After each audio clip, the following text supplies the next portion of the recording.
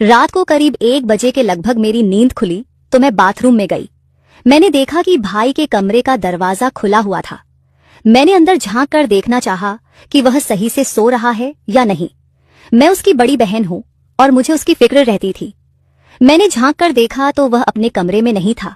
मैं एकदम से परेशान हो गई। मैंने सारा का सारा घर छान मारा मगर भाई कहीं नहीं मिला मुझे। उसके बाद मेरे दिमाग में छत का ख्याल आया।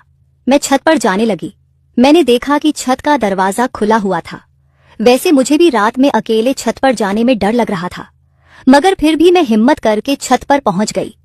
मैं छत पर पहुंचकर देखने लगी तो हैरान रह गई कि वह छत पर भी नहीं था। मैं सोच में पड़ गई कि भाई आखिर गया तो गया कहां।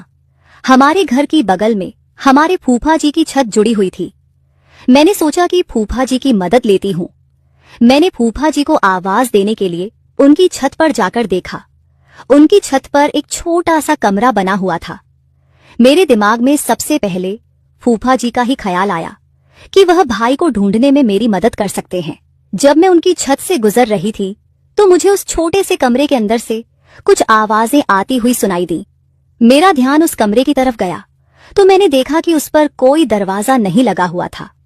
मैं कमरे की तरफ बढ़ने लगी तो आवाजें तेज होने लगी। मैंने अंदर झांक कर देखा तो मेरे पैरों के नीचे से जमीन खिसक गई। मेरी बुआ ने सारे कपड़े निकाले हुए थे और वह मेरे भाई के औजार से खेल रही थी।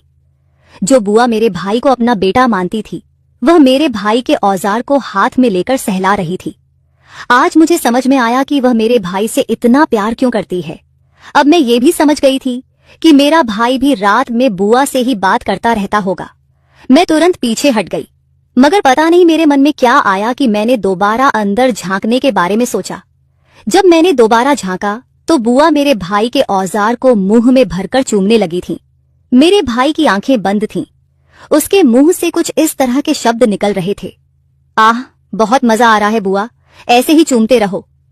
बुआ उसके औजार को मुंह में भरकर अच्छे से चूम रही थी और बुआ के संतरे इधर उधर डोल रहे थे। एक बार तो मुझे देखने में मजा आया, लेकिन अगले ही पल यह ध्यान आया कि बुआ तो मेरे भाई को बिगाड़ रही है। मैंने सोचा कि मैं ऐसा नहीं होने दूंगी। मैंने हिम्मत करके कमरे में कदम रखे और जोर से चिल्लाई, बुआ ये क्या कर रही हो मेरे भाई के साथ। मुझे देखकर दोनों की ही हवाइयां उड़ गईं। उन दोनों के शरीर पसीना पसीना हो गए। मैं दोबारा चिल्लाई, फूफा जी कहाँ हैं? मैं उनको आपकी इस करतूत के बारे में सब कुछ बता दूंगी। मैं अभी फूफा जी को बुलाकर लाती हूँ। बुआ बोली, नहीं बेटी, तेरे फूफा जी शादी में गए हुए हैं। तू किसी से कुछ मत कहना, नहीं तो मैं किसी को मुंह दिखाने के लायक नहीं रहूंगी। तुझे अपने भाई की कसम है कि तू किसी को कुछ नहीं बताएगी।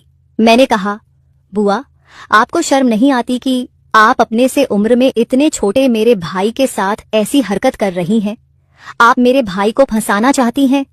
इतने में भाई भी बोल पड़ा, दीदी प्लीज आप चली जाओ, मैं आपके पीछे पीछे आता हूँ और आपको सारी बात बता दूंगा। मैंने एक जोर का थप्पड़ भाई के मुंह पर झड़ दिया। वह वहीं पर चुप हो गया। भाई अपने कपड़े पहनने लगा। बुआ मेरे सामने गिड़गिड़ाने लगी। मैं भाई का हाथ पकड़कर अपने साथ नीचे उसको कमरे में ले गई। भाई बोला, दीदी मुझे माफ कर दो, मैं आज के बाद कभी ऐसा नहीं करूंगा। मैंने कहा, ठीक है, अभी तो मैं तुझे छोड़ रही हूँ। रात काफी हो गई है, जाकर अपने कमरे में सो जा चुपचाप।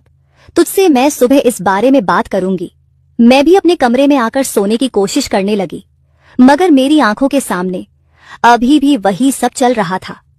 बुआ और भाई कैसे मजे ले रहे थे। मैंने खुद को संभाला और आंख बंद करके सोने की कोशिश करने लगी। कुछ देर के बाद मेरी आंख लगी ही थी कि मुझे अपनी नाइटी में ऐसा महसूस हुआ कि किसी के हाथ चल रहे हैं। मैंने घबराकर आंख खोलकर देखा तो भाई ने अपना हाथ मेरी नाइटी में डाला हुआ था। मैं चिल्लाई, बदतमीज, ये क्या कर रहा है? भाई बोला, दीदी आप थोड़ी देर के बाद नहीं आ सकती थी छत पर? मेरा काम अधूरा ही रह। तो इसके बाद जो हुआ मैं क्या ही बताऊं।